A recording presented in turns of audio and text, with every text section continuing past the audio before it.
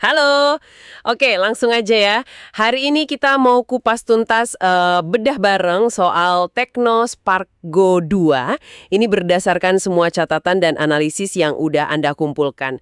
Tujuannya sih simple aja, biar Anda semua makin yakin ini ponsel pas atau enggak buat kebutuhan sehari-hari. Yang pertama kelihatan banget dari catatan Anda ini harganya ya. Murah banget, sekitar 950 ribuan, tapi katanya desainnya modern. Oke deh, mari kita lihat lebih dalam apa aja sih yang menarik dari ponsel ini menurut rangkuman Anda. Keunggulannya, lumayan banyak nih kalau dilihat dari catatan Anda. Pertama desainnya, katanya sih kelihatan lebih mahal gitu ya, kesannya elegan. Terus baterainya ini, wah disebut awet banget buat seharian penuh.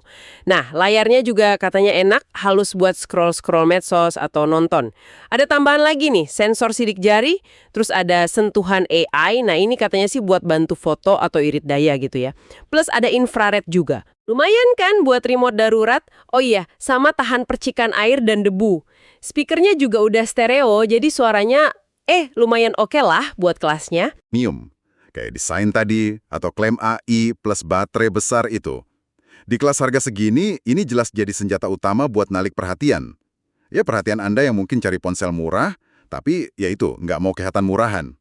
Ini cara mereka biar beda di pasar entry level yang rame banget. Tapi sebentar, soal fitur tambahan kayak infrared atau AI itu, dari catatan Anda ada gambaran nggak? Seberapa sering sih ini beneran kepake? Atau seberapa signifikan gitu efeknya buat pengguna sehari-hari? Kadang kan fitur banyak tapi belum tentu esensial ya. Nah, pertanyaan bagus itu. Seringkali ya, di segmen ini, fitur kayak infrared itu lebih ke nice to have aja. Bonus gitu. Mungkin nggak semua orang butuh. Soal AI juga, efeknya bisa bervariasi. Kadang lebih terasa di marketingnya aja daripada hasil nyatanya. Tapi kalau catatan Anda menyoroti ada manfaat spesifik, misalnya hasil foto malam jadi sedikit lebih baik, nah itu baru poin plus yang patut dicatat. Kuncinya sih, lihat lagi di catatan Anda. Ada bukti konkret manfaatnya atau cuma sekedar daftar fitur aja. Oke, sip, dicatat. Nah, sekarang kita geser ke sisi lainnya. Nggak mungkin sempurna kan ya di harga segini. Dari catatan Anda, kekurangannya juga jelas kok. Pertama, isi dayanya. Butuh waktu alias agak lambat ya. Terus RAM sama penyimpanannya, nah ini. Apalagi yang varian paling dasar itu terbatas banget.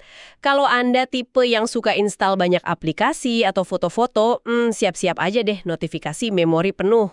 Selain itu, ya kalau berharap bisa main game yang grafiknya berat atau buka banyak aplikasi barengan, ponsel ini kayaknya bakal ngos-ngosan gitu. Ada juga keluhan soal bloatware, itu loh aplikasi bawaan yang nggak penting-penting amat tapi makan tempat, plus munculnya iklan di sistem. Ini bisa ganggu pengalaman pakai sehari-hari, benar nggak? Dan terakhir nih, soal update software jangka panjang. Ini masih, tanda tanya besar. Iya, kalau kita lihat gambaran besarnya, kekurangan ini justru memperjelas siapa target pasarnya. Ini ponsel buat kebutuhan dasar aja, bukan buat Anda yang cari performa kenceng atau pengalaman gaming yang serius. Soal RAM, storage terbatas, dan bloatware plus iklan, itu udah kayak paket standar kompromi di harga segini. Hampir semua merek di kelas ini punya isu serupa jujur aja. Nah, soal update software, ini memang perlu jadi perhatian khusus kalau Anda berencana pakai ponsel ini lebih dari 1-2 tahun. Risiko nggak dapat pembaruan keamanan atau fitur baru itu nyata. Dari catatan Anda, ada perbandingan nggak soal seberapa banyak bloatware atau iklannya dibanding kompetitor sekelas? Catatan saya nggak sampai sedetil itu sih bandingin jumlah bloatware-nya. Tapi poin bagus tuh untuk dicermati kalau mau bandingin langsung. Jadi intinya buat Anda gimana nih? Kalau butuhnya performa tinggi, multitasking lancar jaya, storage lega buat semua file, terus pengalaman pakai yang bersih tanpa iklan, dan jaminan update OS bertahun-tahun, ya Tecno Spark Go 2 ini mungkin kurang pas.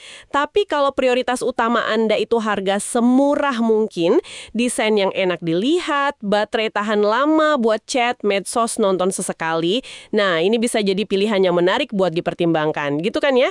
Jadi kesimpulannya, Tecno Spark Go 2 ini kasih penawaran menarik banget di sisi harga, desain, sama baterai buat pemakaian ringan sehari-hari.